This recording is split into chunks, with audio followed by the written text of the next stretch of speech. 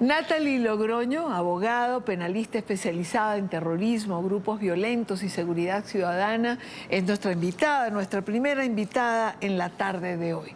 Señora Logroño, bienvenida, gracias por acompañarnos.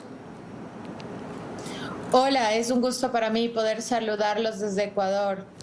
A ver, comencemos por la designación tanto de los lobos como de los choneros como grupos terroristas. ¿Es importante esto para el Ecuador? ¿Qué significado tiene o cómo apuntala la batalla del Ecuador contra estos grupos? Bueno, debemos partir porque el Ecuador, a través de decreto ejecutivo 110 y 111, ya había declarado a 22 bandas criminales como terroristas, algo que fue muy bueno para el actuar de las Fuerzas Armadas y de la Policía Nacional en contra de estas bandas criminales. La declaración del secretario Rubio es muy importante y muy estratégica. Mejor aún, cuando también se habla sobre la modernización del acuerdo de extradición, que de hecho con esto es un mensaje clave contra la lucha en la lucha contra el crimen organizado, porque el crimen organizado en el Ecuador durante años ha estado mucho más organizado que nosotros como Estado. Y hay que reconocer que la visita y la declaración la visita del secretario y la declaración de estas bandas terroristas internacionales es un respiro para el país. La lucha contra el crimen organizado, el Ecuador la empezó fuertemente en este gobierno y hay que resaltar algo que es la voluntad política para combatirlo. Algo que, como bien lo resalta también el secretario de Estado, este gobierno ha creado las oportunidades exactas para que podamos nosotros recibir hoy esta cooperación de 15 millones de dólares y 6 millones de dólares para drones. Esta declaratoria a los grupos, a los lobos y a los choneros es muy valiosa. Sin embargo, no podemos dejar de lado las otras 20 bandas criminales que también causan terror en el país. ¿Por qué cree usted que escogieron estas dos? No escogieron más, no fueron 3, no fueron 10, no fueron 15 o no fueron las 20, sino particularmente estas dos. Considero bajo un enfoque criminológico que estas bandas son las que mejor organizadas dentro del crimen se encuentran, porque tienen roles establecidos. Recordemos que hay diferencias entre bandas delictivas, organizaciones criminales y criminalidad organizada. Estas dos que mencionamos hace un momento tienen un análisis de criminalidad muy elevado porque han sabido destacarse en la gobernanza criminal del país. ¿Qué quiere decir esto?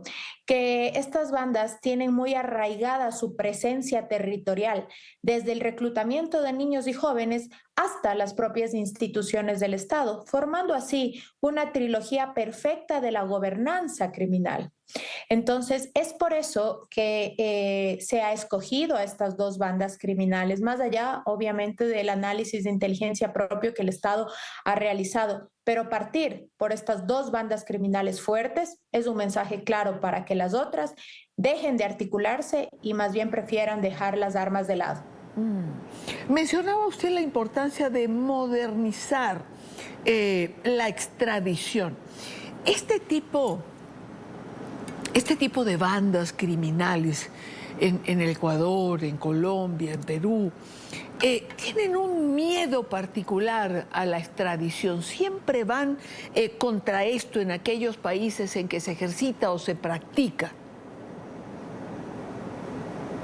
Sí, recordemos que para formar una banda criminal necesitan tener fuertemente arraigado su sentido de pertenencia. Entonces, para ellos pensar en que les puedan extraditar, les puedan separar de su territorio donde tienen el control, porque también podemos recordar que nuestras cárceles han sido su centro de operaciones.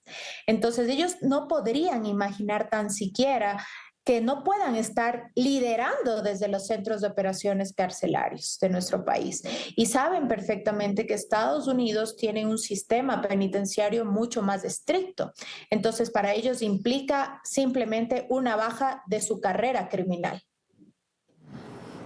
Claro, y sobre todo un sistema carcelario mucho más fuerte, mucho más limitado, quizás menos corrompible que lo que puede ocurrir en nuestros países, donde finalmente las cárceles terminan convirtiéndose en cualquier cosa, menos en una penitenciaría donde puedan cumplir la condena que merecen cuando son atrapados. Natalie, el aporte económico, el aporte en dinero es también importante, evidentemente. Sí, por eso el secretario Rubio en su declaración también manifestó que no solo va a ser el apoyo en el campo de la seguridad, sino también va a ampliar las relaciones económicas con Estados Unidos. Y de hecho esto es fundamental, porque no, de esta manera el secretario de Estado podrá articular con nosotros y marcar una hoja de ruta efectiva tanto para las inversiones, porque es súper interesante, en especial para el campo de la minería, atraer empresas que puedan invertir en la minería legal, porque hoy en el Ecuador ya no se vive una minería ilegal, se vive una minería criminal. El Ecuador es un país muy rico, el Ecuador es un país muy rico en recursos mineros, que es interesante que estos recursos sean manejados tanto en la empresa nacional como en la empresa internacional. Traer esos recursos es muy importante. Y como también mencionó muy acertadamente el secretario de Seguridad se comprendió que la seguridad es transversal. Como bien lo mencionó, sin seguridad ni siquiera hay inversión. Entonces, esta hoja de ruta que se planteó es fundamental para atraer la inversión y una inversión segura. En líneas generales, Natalie, ¿calificaría usted de positiva la visita del secretario? Evidentemente, con todos los anuncios que hizo para el Ecuador, digamos, suma, no resta.